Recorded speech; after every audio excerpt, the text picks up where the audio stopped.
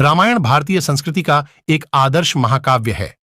त्रेता युग की इस महागाथा में अनेक महानायक और खलनायक हैं। पावन नगरी अयोध्या में श्री राम का साम्राज्य था और वहां पर रामराज्य में सभी सुखी और साधन संपन्न लोग निवास करते थे। वहीं लंका का नजारा अलग था। राक्षस राज रावण के राज में लोग तामसिक प्रवृत्ति के थे और उद्दंड प्रवृत्ति के होने से अत्याचार उनकी आदत में था। ऐसे अराजक माहौल में भी लंका में विभीषण, त्रिजटा आदि जैसे सहृदय और परोपकारी मानव भी रहते थे। लंकापति रावण के राज में एक अच्छे व्यवहार और विनम्रता के गुण से भरी हुई राक्षसी त्रिजटा थी। त्रिजटा राक्षसी थी, लेकिन उनका जीवन परोपकार के गुण से भरा हुआ था। देवी सीता को जब राक्षस राज रावण अपहरण कर लंका में लाया था, उस वक्त उनको कैद कर अशोक वाटिका में रखा था।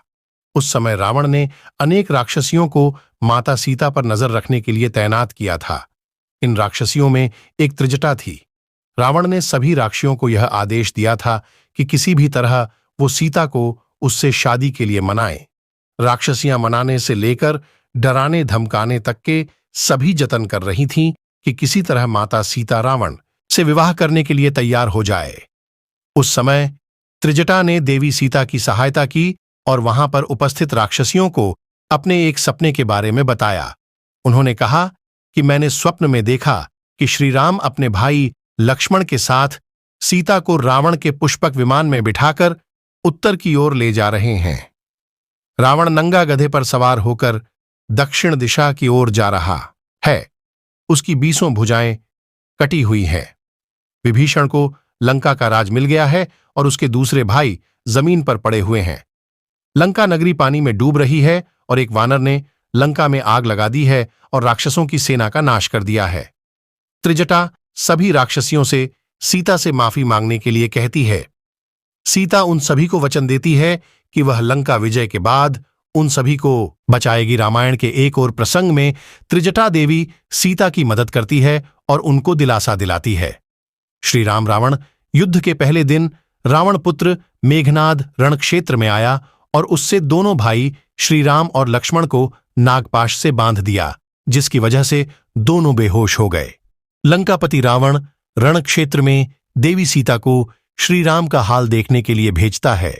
श्री राम की ऐसी हालत देखकर सीता रोने लगती है। उनको लगता है कि श्री राम का देह अवसान हो गया। तभी त्रिजटा उनको समझाती है कि श्री राम और लक्ष्मण अभी जिंदा हैं। इस तरह रावण की कैद में देवी सीता का सबसे बड़ा सहारा त्रिजटा थी। यह भी मान्यता है कि लंका युद्ध के विजय के बाद त्रिजटा को सीता के साथ अयोध्या जाना था, लेकिन सीता उनको वाराणसी जाने के लिए कहती हैं, जिससे कि त्रिजटा को मोक्ष की प्राप्ति हो सके। उस समय देवी सीता ने त्रिजटा को यह वरदान भी दिया था कि वह काशी में हमेशा पूजनीय रहेगी। इसलिए आज भी काशी विश्वनाथ मंदिर के पास त्रिजटा का भी मंदिर है और भक्त आज भी फूल और हरी सब्जियां माता त्रिजटा को समर्पित करते हैं। श्री रामचरितमानस के सुंदरकांड में कहा गया है, भवन गयु दस्कंधर यहाँ पिसाचिन वृंद, सीतहि त्रास देखावहिन धरहिन रूप बहुमंद, त्रिजटा नाम राक्षसी एका, रामचरण रति निपुण विवेका, सबन हो बोली सुनाए सी सपना, सीतहि सेई कहु हित अपना, सपने बाणर लंका जारी, जातुदान सेना सब मारी, खर आरूढ़ नगन दस्सीसा, मुंडित सिर खंडित भुजबीसा, डे एहि विधिसो दक्षिण दिशि जाई, लंका मनहु विभीषण पाई, नगर फिरी रघुबीर दोहाई, तव प्रभु सीता बोली पठाई, यह सपना मैं कहूं पुकारी, हो ही सत्य गई दिनचारी, तासु बचन सुनिते सब डरी, जनक सुता के चरणन ही परी।